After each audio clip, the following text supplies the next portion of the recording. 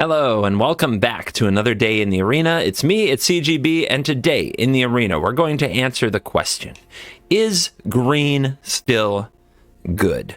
This was one of the best decks in the last format, so good that the world champion, Paulo Vitor Damatrosa, brought it to the world championships, the first time he said he's ever registered mono green anywhere.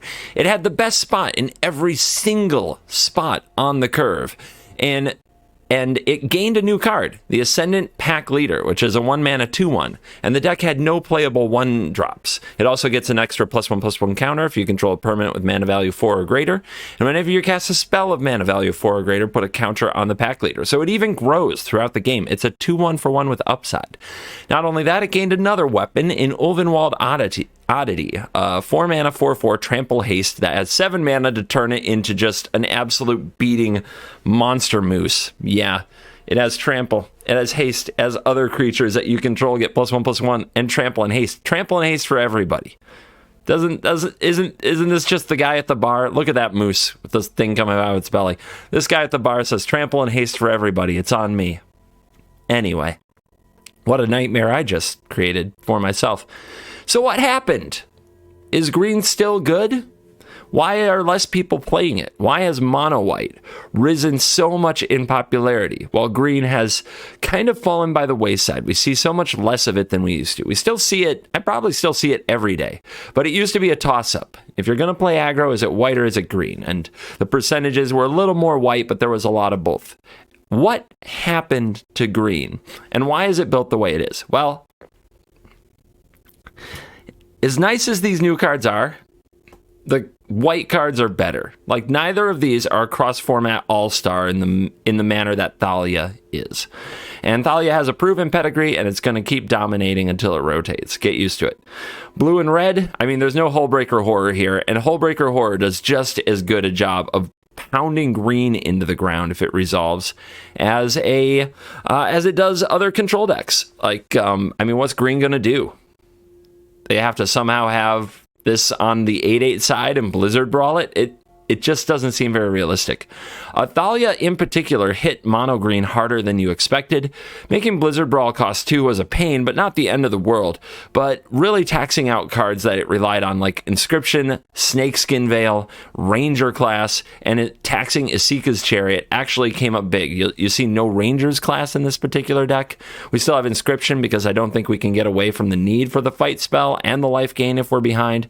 Chariot costing 5 is a lot worse than Chariot costing 4 when they play a Thalia, and Redain hits this as well. Redain hits the whole deck. So that's without even talking about cards like Valorous Stance, which the mono white deck gained, and if they still run Brutal Cathar and Skyclave Apparition. There are just so many things that hit green particularly hard. They make the old growth troll a bit more obsolete, whereas very few other decks do that. And against Izzet, I mean, none of this competes with Hullbreaker Horror, like I already said. So, how do we compete if we're green? What is the goal with green playing these new cards? Well, you got to go fast. You have to get in, get out, and finish the job. Because what green still does have is the most power in every spot on the curve. The 2/1 for 1 is the best 2/1 for 1 in the format, so you've got that going for you. Your removal spell is the best removal spell in the format if you can play it with 2 snow permanents in play. And you have a 2-mana 3/3 along with a couple ramp dudes who help us skip straight to 4 to start growing the Pack Leader if that's the plan. Ranger class, like I said, completely cut from the deck. Not good against Fading Hope, not good against Thalia. So then you got 3-mana 5/5 in Kazandu Mammoth and 3-mana 4/4 Trample and Old Growth Troll, and you've got 4-mana infinity power and stats Isika's Chariot, and now you have the Hasty Oddity. And you just have to play for a curve, mull for a curve, and go fast. You have to get in, get out, and finish the job. So this is designed to never let the opponent get to enough mana to play a Hullbreaker Horror when it really matters, and it's designed to just out-strength, brute force mono white. So those are the plans for today's video. What I love about this deck is that it gets in and gets out fast. If you're looking for quick rank and playing all your green spells at a rapid pace, this is much more green aggro than the last green ever was. It's very much green value, green mid-range. It could slide into that role comfortably. The only problem is Hullbreaker Horror doesn't care about mid-range. It makes mid-range unplayable. And Epiphany before it. You know, the two are both still out there. They're both still big problems. What you will see in this video: Sneaky Inscription of Abundance lethals. There's a lot of text and options on this card. You'll get to see it like pretty much every time I watch an inscription video. I see it played in a new way, and there's definitely some fresh inscription takes in this video. You're going to see some complicated combat with Lear on the battlefield across multiple games. Green versus Lear was kind of the theme of the day, and you know, to not give away the spoilers, we win some, we lose some, but they're all come down to a key combat with a lot of things going on, and some of those inscription shenanigans. Next, you're also going to see how to play this deck from behind against mono white. Trust me, it's not easy, but you'll see that we can be on the draw against mono white, and they have a bunch of those sweet removal cards, and we can still find ways to win if we kind of stack up our blockers and put our cards in the right place. And then finally, how to defeat back-to-back Epiphanies, the holy grail of current MTG. Yes, it can be done. I will show you the way. Let's dive in. Let the mono-green nonsense begin. On the play, double pack leader. Wish we had the 1 mana pack leader, but we'll take this, especially with a Haven that we can power up and send in with one of the pack leaders if one of them dies. Oh, we snarling. Let's go. Oh, you're late. We were ready to game. All right. No fading hope. Opponent passes. Send in the wolf. It looks like they have nothing.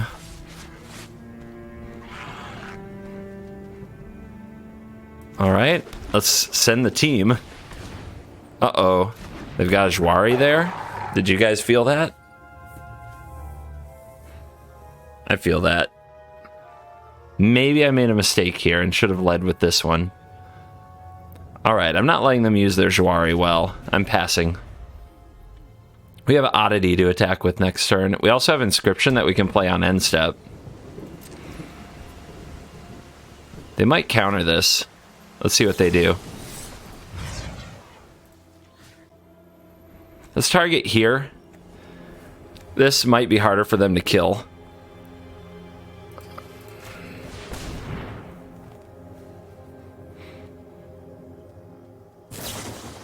Okay, they were able to kill it with a Demon Bolt. Feels good for them. They got the 2-for-1, but now we apply the pressure. They're down to 10 and they're facing lethal next turn with the Haven.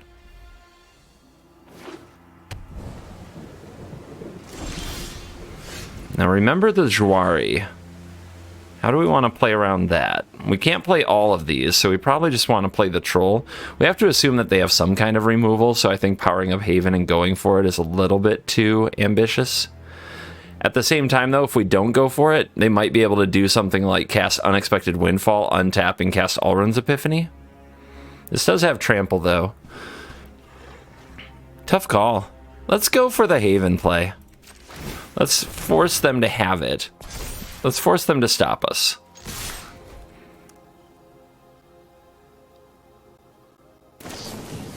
And there is the Windfall. And they die. Glad we went for it. That's what it's going to take to beat these Izzet decks. Ruthless John Cena levels of aggression. All right, we got another high roller here. We're on the play, but we don't play anything until turn 3. It's pretty strong stuff. Oof, I don't know about this. It might not be fast enough. I'm going to try it. Hopefully we draw a 2-drop or even a 1-drop here.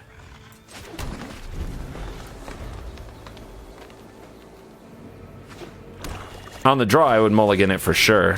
Uh-oh. Uh-oh. We got black. And they're on the move with a 1-drop and a 2-drop. Well, let's serve them up a little Troll. I like it because it tramples, and if they kill it, we ramp.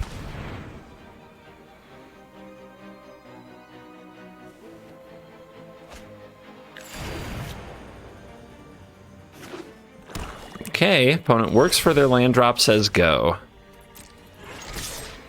Kind of awkward to draw another Mammoth, but you do what you do. Not as keen on the mammoths right now because these chump block them very effectively. Probably better than not playing something, though.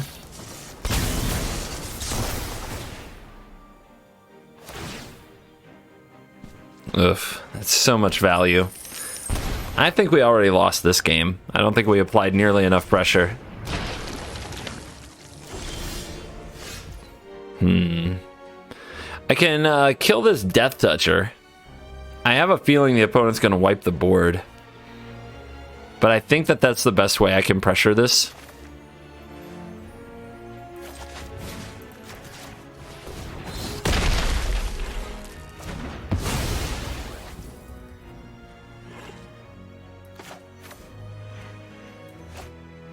Are we doing this? I might need everything I can get. If I attack with these, the opponent can kill it. I guess that's pretty bad.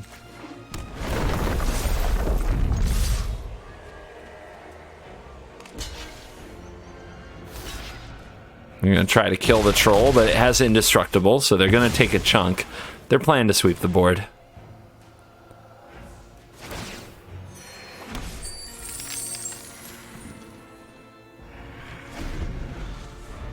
We just got to keep the pressure on them.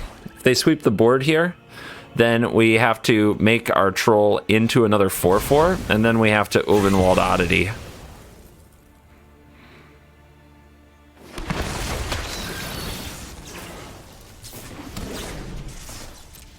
No exploit? I hope they draw cards. That would be nice. No.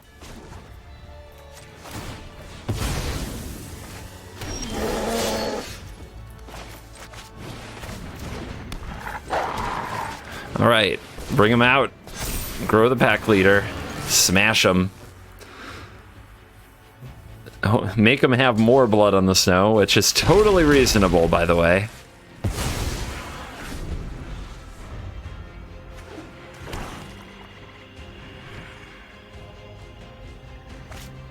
Well, that's not good to see, but it's better than getting destroyed by another blood on the snow, so yay. That's a problem.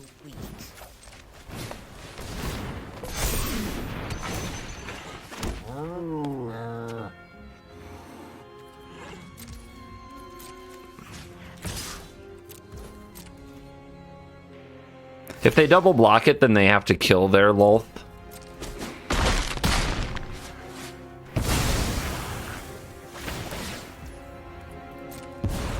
To make more spiders. In exchange for loyalty. I'm pretty sure we're out of this game. We do have some hasties we can draw.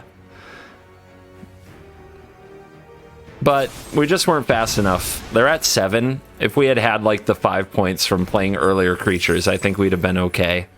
But we just didn't do it. And we just didn't have it. Yep. Here they are. Faceless Haven would be nice too. This is easy mode for the opponent at this point. I bring my own army. Try to save that to attack with next turn, give trample, draw a card.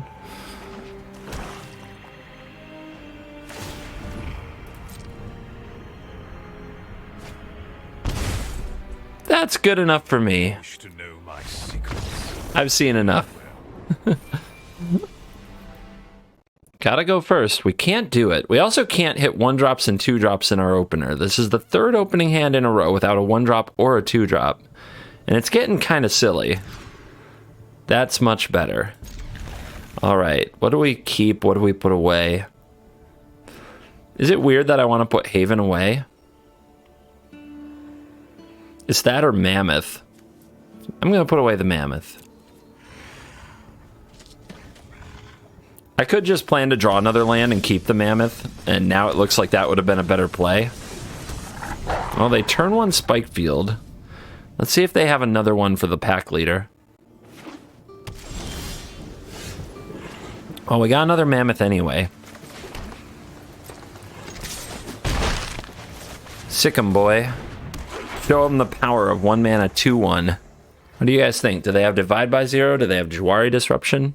Is this Chariot a good idea or a bad idea?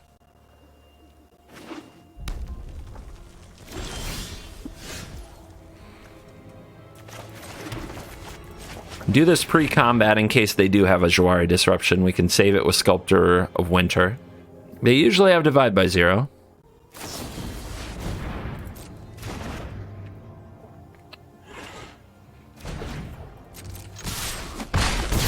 $14. Now we just want to ease them into a position where powering up Haven can finish the job. So we need to keep their mana busy every turn. Our stuff might get countered or divided by 0, but if they're taking damage to make that happen, that's a good thing for us.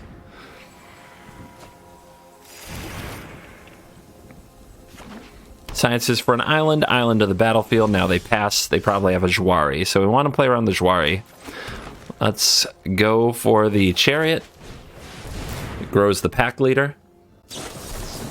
There's the Jwari. They're going to gain some life with that. But we have our board, and we grew the pack leader, so we did 1 extra damage anyway. 13.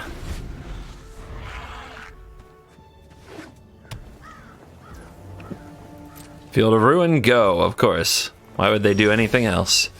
Oddity. Do you think that'll land? I think we have to try. It also grows the pack leader, so why wouldn't we try? That's a lot of damage.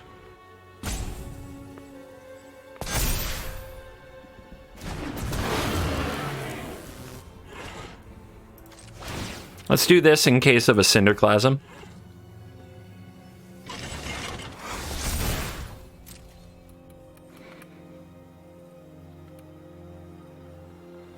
It's time to show what you got.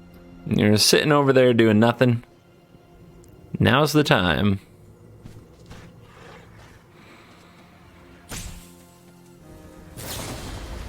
Uh-huh.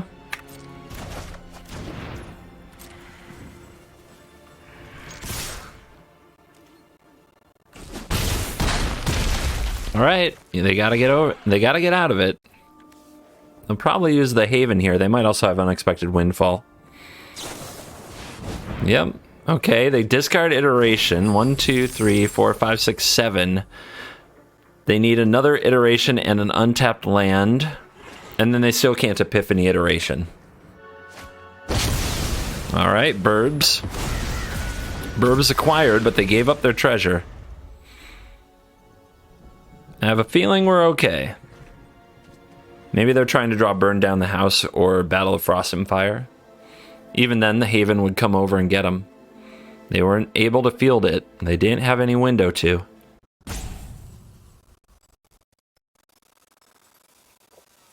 Galvanic Iteration lets some nutty things happen, though. Like Iteration Fading Hope, Iteration Demon Bolt. So what have you got? What can you do?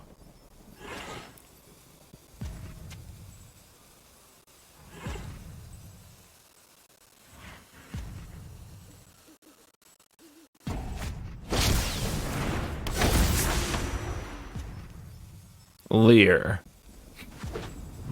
And Fading Hope. Okay. Right, they bounce this, they block this, they block this, they block this, they die. Cool. Love it.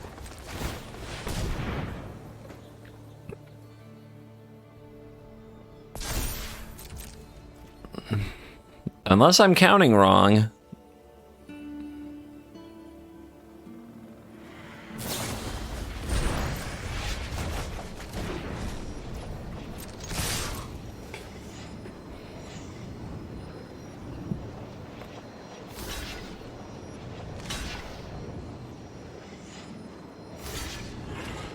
So, die? Thank you. Really made me sweat for it, didn't they? Hey, we're on the play. I don't know about his hand, though. I guess Sculptor into Troll is fine. Sculptor into the Oddity would be nice. Okay, we'll do it.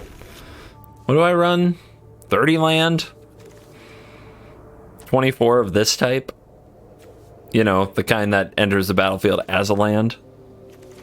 On the bright side, we know that the hand smoothing algorithm probably counts the DFCs, the double face cards, because a hand like this would be really weird to see if we didn't have double face cards in the deck, if we had spells in these spots instead. You don't get too many 30 land decks with 1 land hands in the hand smoothing algorithm era. Turn 1 rope. No timeouts. Tickety-tockety. I mean, I'll take some rank. I like free rank. Aw, come on, Angel. What you doing? Not like this. Not like this. Of course, I go first, so they get another turn here.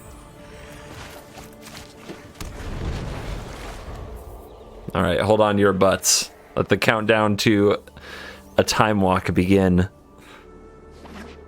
Oh, we're here. Is it, gamer? Of course.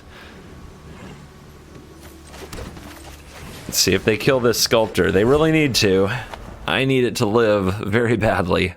Otherwise, next turn could be a dead turn. We could also just draw a land off the top. Any land in the deck will do. Okay, fun. Fun. I guess their hand was good enough. Nope, that will not be a land off the top. Absolutely not. Not today.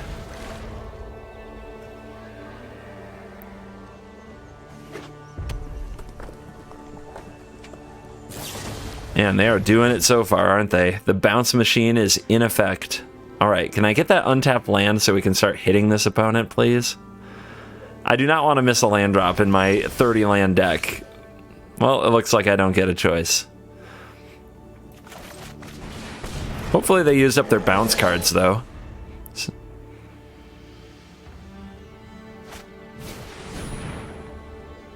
We're too slow, though. We are too slow right now for this game. If they pass here, they might have a Jwari. Nope, Portel. Okay, land off the top. Let's go. Hit hard. No mercy. Unfortunately, they've got an all runs foretold, which is kind of their key thing. If they also have unexpected windfall, they'll be able to pop off before we can really win. Uh-huh. No interaction. Land off the top. We have inscription, but that doesn't really do much. We can play troll and sculptor.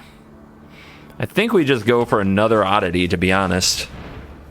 Just be relentless, so that if they have a bounce spell or a divide by 0, they're still taking a lot. Alright, down to 2. Unexpected windfall. That missed land drop, we could have gone for inscription there and tried to win. Memory deluge. Okay, they're probably going to Epiphany. They just need an untapped land for that. But these have trample, so they've got to find a way to clear the board or get them all bounced, which is asking a lot. One Epiphany. How many do you think they've got, guys? They've got 7 lands, 2 Epiphanies, easy. The only extra cards they've seen are with Deluge, so all this is right off the top of the deck. 3rd Epiphany? They're thinking about it too much. Can't be. Can't be. Gross. But they only gain the life. They have more creatures than I do, LOL. And then they pass. They're at 6 life. We've got these thickies. Let's get them. How do you survive?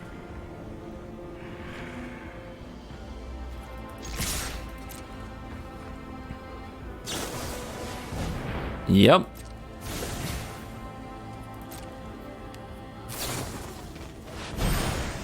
Yep. Is it Fading Hope? They've double iterationed. My god. Must be nice to be them. No snakeskin veils for me, so nothing I can do about all this.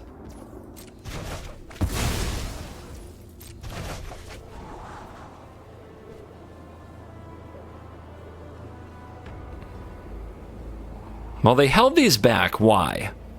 If they were going to make that play, why did they hold back the birds? I mean, I can see holding back 1 for the Haven, but I'm pretty surprised.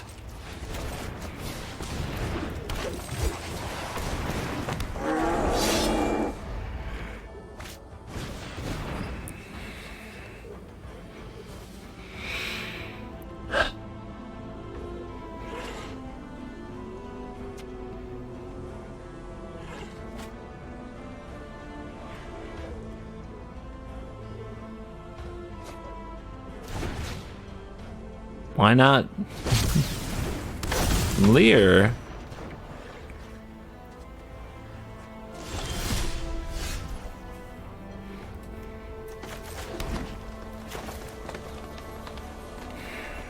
I guess they're gonna Fading Hope something.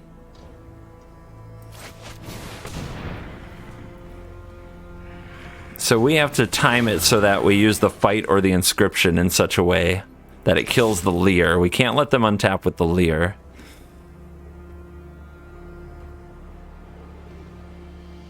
So we have enough trample to try to force them to move first if they want to keep Lear alive. Okay.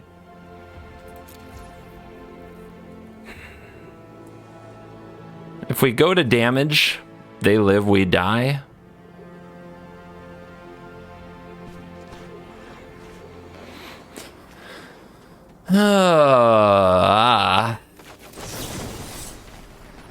I guess it doesn't work, right? All right, let's see if they move. Let's see if they go for this Fading Hope. They don't. So our only chance there, really, our only chance there was for the Fading Hope to actually, to get them to make this play, to get them to tap out, but they didn't do it, so we lose. That's too bad. But we needed them to go for that Fading Hope, and they were too patient. Because we needed to respond to the Fading Hope with the inscription. If we make any play with the inscription and they respond with the Fading Hope, they're going to untap with Lear, and we lose anyway. God, these hands have been so terrible. It's been heartbreaking. Like, how do I have so many mana problems in a 30-land deck? It is mind-numbing. I guess I'll try like this. At least the mulligans have been good, but I've been playing with a 6-card hand in almost every game. And it's kind of insane, a monocolored deck going, like, having these issues. So I don't know. Maybe I'm not lucky. I definitely don't feel lucky. I don't like that my opponent is curving out better than me with their double green card and their 2-color deck on the play. That is frankly pissing me off. Like, this is bullshit.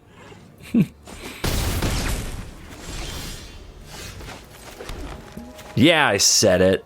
All right. We want to brawl it up.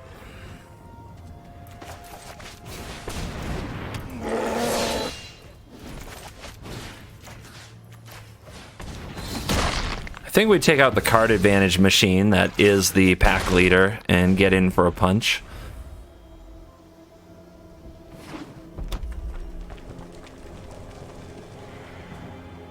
Werewolves.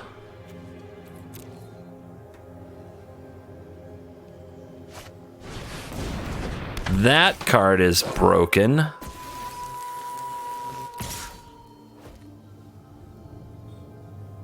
First strike? No first strike. Well, what am I going to do about this thing? I guess I'm going to fight the Stormseeker and hit the opponent really hard and try to race it, which could be a mistake. But I'm a maniac like that.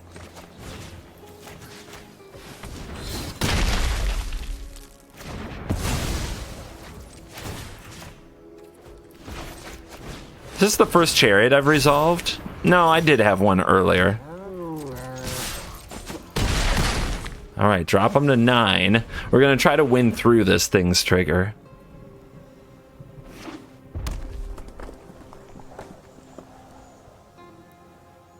That's right, I have more beatdown than you.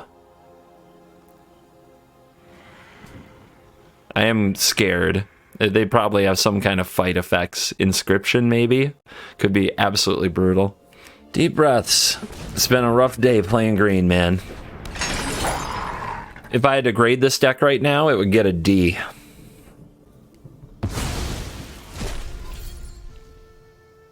Okay, Prowler makes things cheaper, and of course they have another wolf.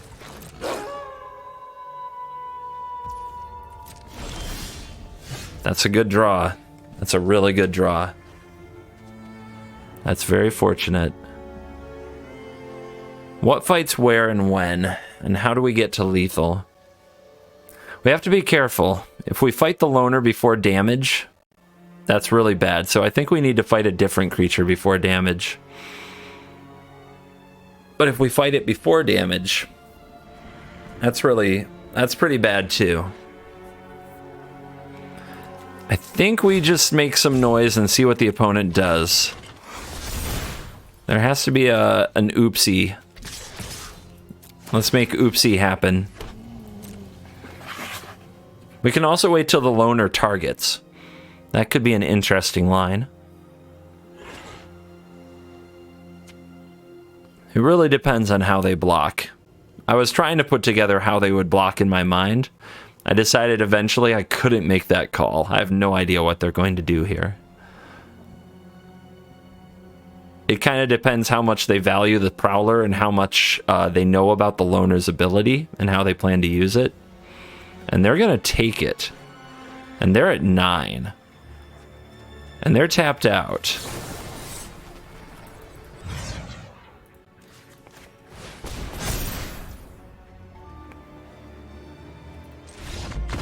Cool. I guess you gotta gamble. That was very terrifying. I'd like to draw some pack leaders. Either the 2-1 on turn 1 or the 3-3 on turn 2. Those would be nice. Nope, can't have nice things. Okay. Okay, deck. We'll go for turn 3 Oddity, followed by Blizzard Brawls and Inscriptions, and we'll see if it's good enough. Probably not. I don't think you can win on the draw against white. I think it's actively impossible. Yeah. This isn't good. Please let my sculptor... Okay. Cool. That's great. That's really great. Alright. Would be a good draw if I could cast a spell here. I guess it sizes up against everything, so let's see if they have another removal for it. They have Spellbinder. Well, on the bright side, they don't get to attack this turn, and I get to fight next turn no matter what. So let's see which spell they take from me. If I win this game, it'll be a miracle, so... Let's have a nice miracle. I feel like a miracle, don't you?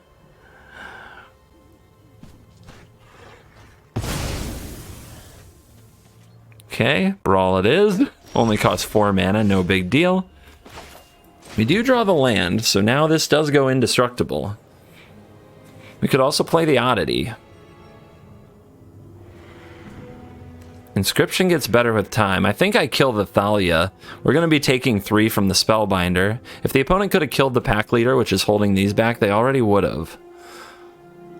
Do I kill the Thalia, or do I kill the Brutal Cathar and then have a Sculptor on the board as well, which basically makes mana, which is kind of like the same as killing the Thalia.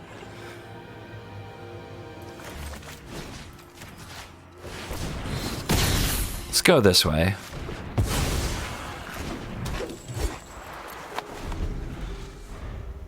It's a shame we have to play so much defense when we're going to get attacked in the air, but I need time to play a Chariot or an Oddity.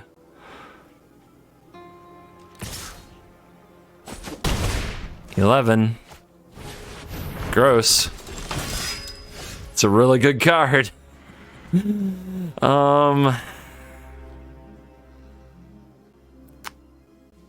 Oof. I guess we go for bodies.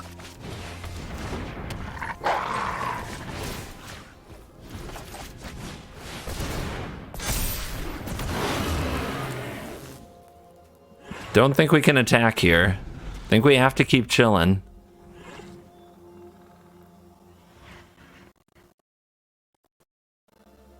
Pack leader gets big enough, it can trade with Adeline. Then maybe the oddity can attack. Nope. Okay. Well, we're doing this, I guess. Trades. Go to 8. What other 3-drop you got? Second Adeline. Yes, yes, of course. I see. 1, 2. We need 6 to do this. We have it. We have it. We can do it at instant speed, too. But if they have something along the lines of a fateful absence, it would be a big mistake.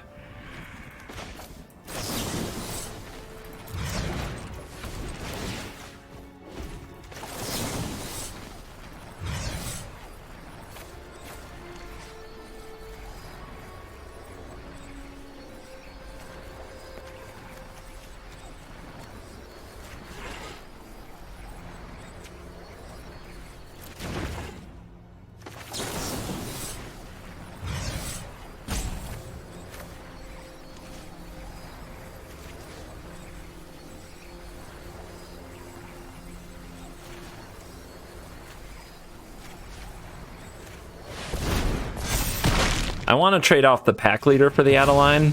I want to keep this pack leader. At least that's what I'm clinging to here. What trades where is going to be really important.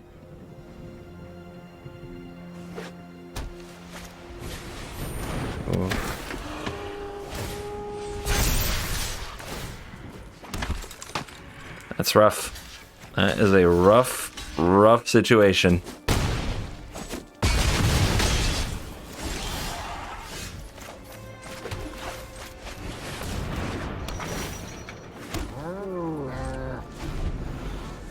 I'm clinging to you, man. I need you. Someday I'm going to attack and draw cards. I know this could happen. Of course, this first striker is a problem. But they've been attacking every turn. Let's see if they keep it up. Oh, they're hitting the brakes. 3 mana open. Valorous Stance for the Chariot, perhaps? They know we have a backup.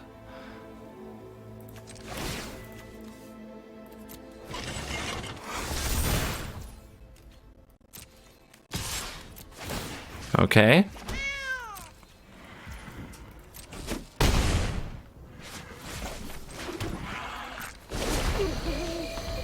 We're just going to hold this Chariot. They're going to have to deal with this eventually, I think.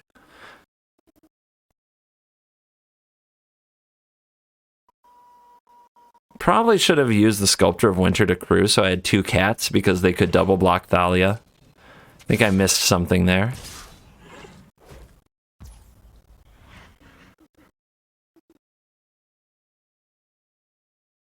They must have another Thalia.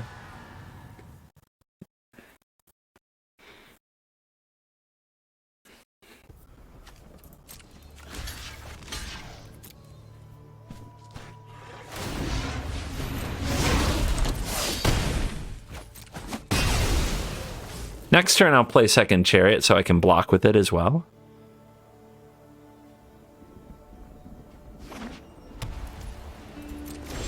They might even have 2 more Thalias. But now they don't have the Thalia back, so the pack leader can attack and draw a card. 1, 2, 3, 4, 5, 6. 1, 2, 3, 4, 5.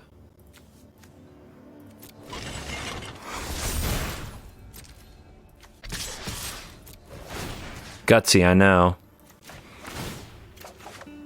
Ooh! Who dis? Who dis?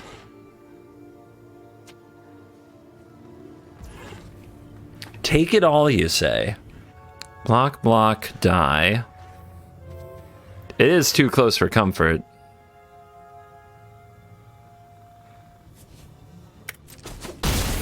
Let's hold this inscription.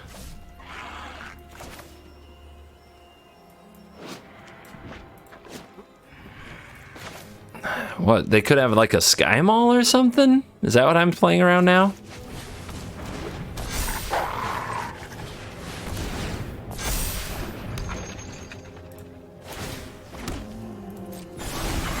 Sky Mall is scary, but they don't usually run it with Thalia these days. But Sky Mall would be game. Apparition. Apparition targets what? The Chariot. Okay. Doggo getting swole. Thalia getting in. Again, I think they have another one. So if we take this, I can't stop them from gaining life with the adversary. Unless I top deck. Nah, even a Blizzard Brawl won't do it. They're at 9. They won't want to block with the adversary. But they're at effective 13. 8, 12. God, it's close. It's really close, but I think I could just find lethal. And I think if I take this hit, then they just might play another Thalia anyway. But if they don't, I might win. We go to 1. Yep. Oddity. Oddity.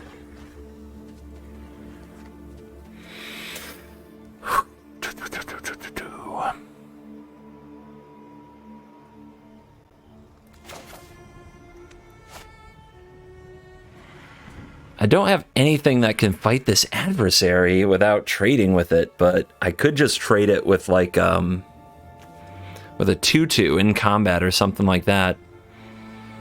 I wonder if I put on an all-out attack, what the opponent has to do. Let's do this the fun way. Yeah, you heard me.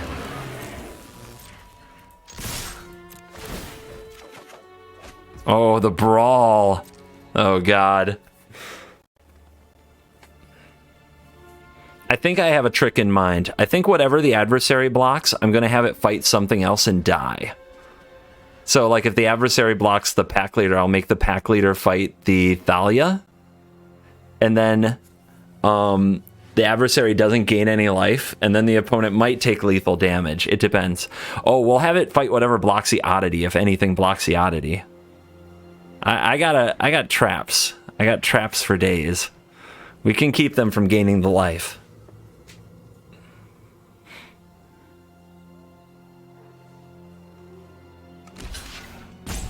Okay, so pack leader. Oh no. If it blocks, wait a minute. If it blocks the pack leader. No. No, that's not good. It's not good. If it blocks the pack leader, I can't, it has 4 toughness. I can't throw it against something else and make it die.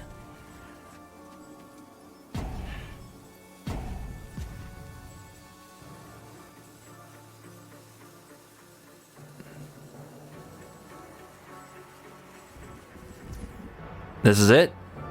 All right. Let's think. Right now they're taking 12 and they're going up to 13. Nothing here tramples. If I have the pack leader fight the Thalia, this doesn't go through, for example. If I put 2 counters here, though, is that just enough? 1, 2, 3, 4. Wait, 1, 2, 3, 4. Yeah, they didn't block with this. 1, 2, 3, 4, 5, 6, 7, 8, 9, 10, 11, 12. They're going to be at 13. This is easy mode. Right? Right?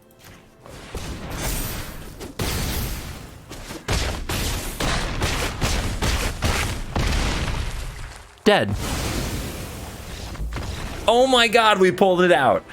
I thought that game was a lost cause. It's true. We've done it. Mono white can be beaten when they're on the play, and green is on the draw. We got there. Inscription is a heck of a card. And we are back for the post-game wrap. We're going to look at the stats powered by Untap.gg. Brace yourselves. It's not pretty. 4 and 5. 25% on the play. What? What? 25% on the play. So, stats don't tell the whole story. I like to say pretty often on this channel that stats are a scam. And while I want you to check out the affiliate link and get your stats from untap.gg because it does support the channel, to be honest, like this is the kind of sample size that I think gives a very bad impression. And a lot of these games on the play, I had mana problems like a monocolor deck just shouldn't have. You know, our hands were like tapped land, Faceless Haven, and then the next draw is another tapped land, and the next draw is another tapped land, and we end up just losing because we never get any footing. We have 20 snow-covered forests and 4 Faceless Havens. We should be able to curve out as often and smooth as mono white does. We've got the same mana base. Plus extra. There's an extra 6 lands baked in just to make sure we're always hitting a land drop. Yet sometimes, man, sometimes the Magic Arena Shuffler comes for you. So there is something to learn from the stats. Green's not as good as it used to be. You can see that both in the overall metagame stats on untapped.gg, not just my own. Green is suffering. Why? A few reasons. One is, while it seems good to get a 1-mana 2/1 in a spot like that, like a spot in the curve that the deck seemed to need to fill, it actually is it actually creates vulnerabilities. For example, every single deck in the format now has a pretty good target for Play with Fire, other than the Mirror if you're playing Izzet. So also Spikefield Hazard has become a 4 of in so many decks. This plays right into those cards. Another card that green could safely ignore, it was like a dead draw if the opponent drew it back in the day, was Cinderclasm. But now, heaven forbid you draw 1 or 2 Ascendant Pack Leaders, the Cinderclasm will absolutely light you up. Ulvenwald Oddity, a very, very powerful looking card, but another card that gets divided by 0 at a profit, another card that gets hit by Demon Bolt, another card that gets hit by Fading Hope, you know, you just really don't, you got to be careful with how many 4-mana plays you have in this format that don't outright win the game. Oddity definitely qualifies there. And none of the spells really solve the Thalia problem. The Thalia with a couple +1/+1 counters is Kryptonite. And then the flying problem. We've given up on the deck's reach because Renin 7 is too slow, Jasper's Sentinel too unaggressive, and we have no real ways to stop flyers without fights. So there are other things we can try. Honestly, this very aggressive version seems to have figured out a way to take the fight to the Epiphany decks, and I like that. So if beating Epiphany is important to you, I think that this build of the deck is probably the way to go. But if you want to compete with Mono White, and you want to compete in a more open meta where there's more than Izzet, Epiphany, and Mono White, then I want the Renin 7 version back, man. Get me back Renin Chariot. That could take over the game. And no, it doesn't beat a Hullbreaker Horror. But against everything short of that, every deck that doesn't do that or take all the turns, then that's the deck that I want. That's the power I want. And maybe we'll revisit that deck in a future video. But I wanted to give this one some go because I've seen this list going around and I've seen people trying to defend that mono green is still an S tier deck. And I think it is very, very, very, very much a B. I think it actively got worse with new cards. I honestly believe that. So I'm going to caution you against playing mono green. If you already own a bunch of the cards, I might stick to the Ren and Chariot version and just scoop the matches with Epiphany, and that's where I'm going to land on mono green for a little while. So hopefully this video helped put green on your map, or however you want to think about it. And of course, if you disagree with me, that's cool. But if it helps you win a few games and rank up a little bit, awesome. Thank you for watching this video. As always, I'll see you in the next video. You're cool.